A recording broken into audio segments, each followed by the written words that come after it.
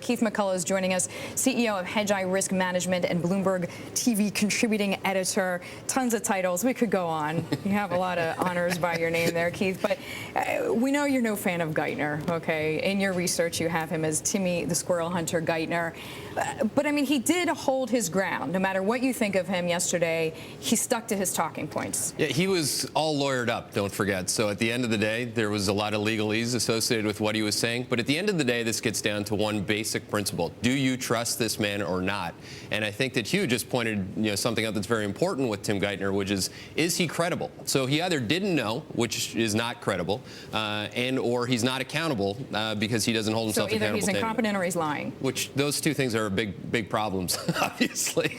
Charles Calamiris, who's at Columbia University, was with me in the newsroom yesterday. He says Geithner not only holds on to his job, but in 3 months from now, he looks smarter. And he says the fact that, he's not sort of on this populist bandwagon that the rest of the administration seems to be on. He's sort of speaking up for the banks, letting Wall Street sort out its own issues. And 3 months from now, he's going to look smart. I'm guessing you think that's wrong, but I want to hear why. Well, that's actually very interesting. A, I disagree with it. B, that's been the conclusion all along. I'm smarter than you, is what he's basically telling you. When he looks into the camera, and that's why I call him the squirrel hunter, that look, his demeanor, and this entire cadre of Goldman support, they fundamentally believe that they are smarter than me and you.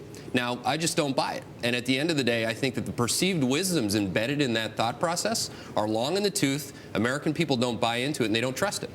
But when you say they fundamentally believe they're smarter, I mean, Tim Geithner, to me, never strikes me, at least on a public media platform, as having that image. To me, he always looks worried. Yeah, and he should. I mean, at the end of the day, if you don't know, or you don't know what you don't know, at the end of those are big problems. And I think that when you're trying to balance fear and accountability, which is the other big thing, don't forget that that's another platform. The fear of the Great Depression, or the fear of the unknown, the fear of the alternative. And he tries to balance that with, well, I didn't really make any of these calls anyway. That's a really tough thing to kind of explain to people. So let's talk about this idea of, okay, maybe Goldman, maybe SocGen, maybe the others didn't negotiate. The Fed and the Treasury had more power than maybe they wanted to exercise. But is what they did, if we're judging a jury of our peers, so bad, or is it more this idea of the cover-up that's really the killer? Well, one, they don't want to be accountable to the cover-up. And both Hank Paulson and Tim Geithner said yesterday, I didn't do it. Well, who's responsible? Who's accountable?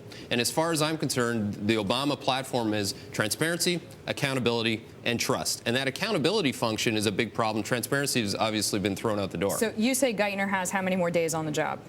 Well, I think at the end of the day, Bernanke gets appointed today, so one of the two was going to go, and Geithner's in the hot seat to go. Like within a week? No.